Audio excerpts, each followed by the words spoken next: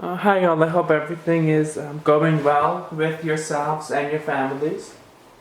So we're just going to continue working on gases and the atmosphere. But before we do that, I just thought I would take an opportunity to quickly review all of the Charles law and Boyle's law stuff, particularly paying attention to the math, because I know that might be a struggle for some of y'all.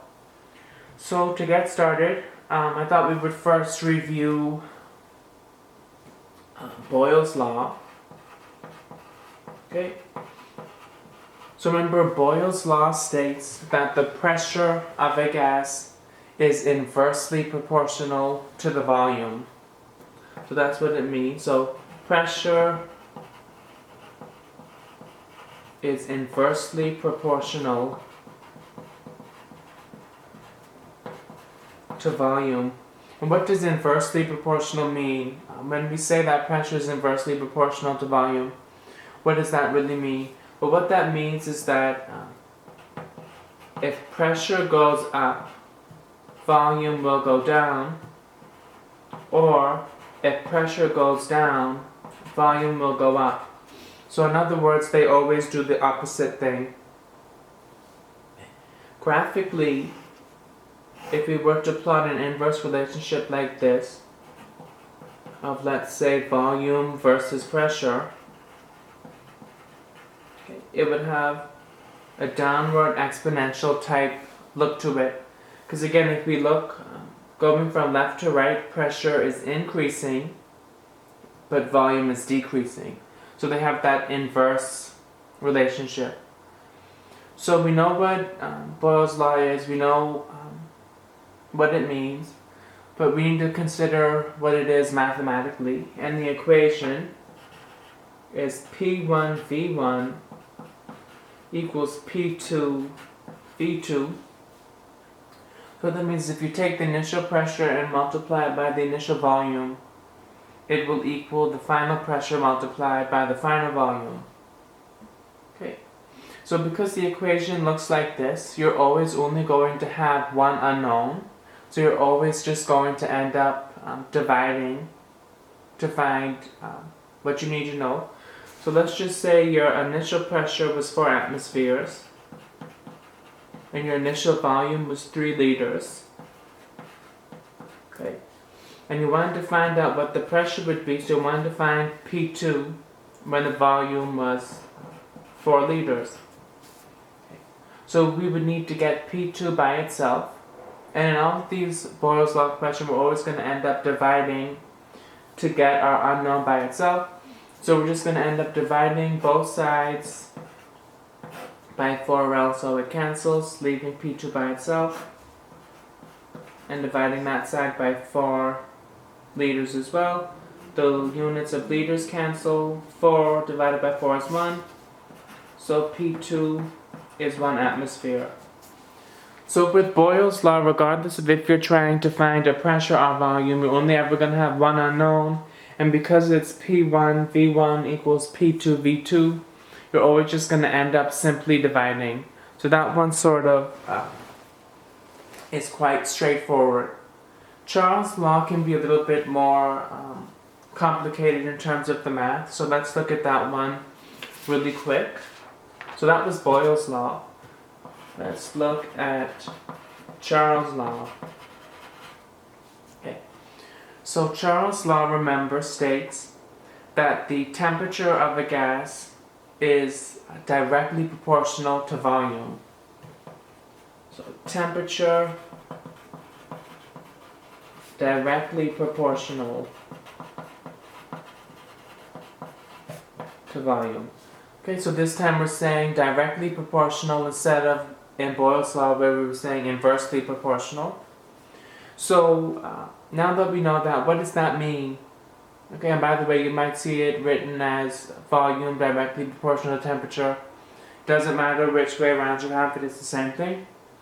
So what does this mean? This means if temperature goes up, volume goes up, or if the temperature goes down, volume goes down. So in other words, they follow each other. If one goes up, so will the other one. If one goes down, so will the other one. They always follow each other. Okay. So if we were to look at a graph, if we were to do a graph of volume versus temperature, it'd be a straight line going up. Okay, because as we go from left to right, temperature is increasing, and if we look, volume is increasing as well. So you need to be able to look at the graphs of Charles' law and Boyle's law and be able to tell us which graph you're looking at. Okay, and in terms of math, the equation is V1 over T1 equals V2 over T2.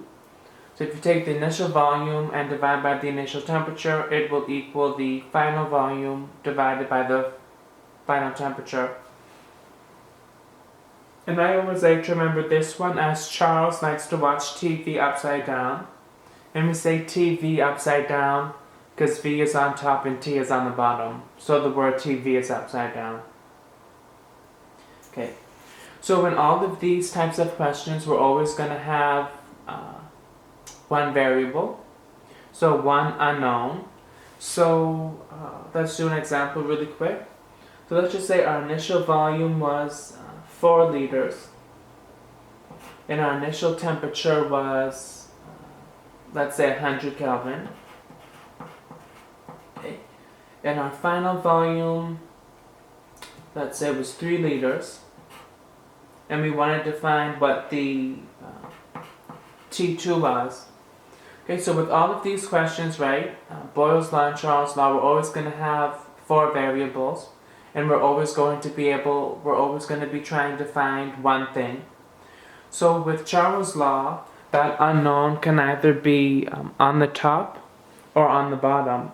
So in this case, what we're trying to find, T2, is actually in the denominator. So what I'd like to do when the unknown is in the denominator is first calculate what this number is. So let's divide 4 by 100. That's going to give us 0.4. And we'll keep our units as well. So 0 divided by 100, that number is 0.04. My bad. So it's 0.04 liters over Kelvin, because none of the units have cancelled yet, equals 3 liter over T2. So to get T2 by itself, you can just think about T2 and this entire thing on the left hand side switching places. So that would be T2 equals 3L divided by 0.04 liters over Kelvin. And just like that, the liters cancel. And since Kelvin is on the denominator here, it's going to flip up to the top.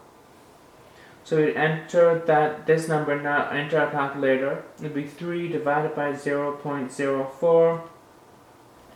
Okay. That would be T2 equals 75 Kelvin. Okay. Does that answer make sense? Well, we know our initial volume was 4, and our final volume was 3.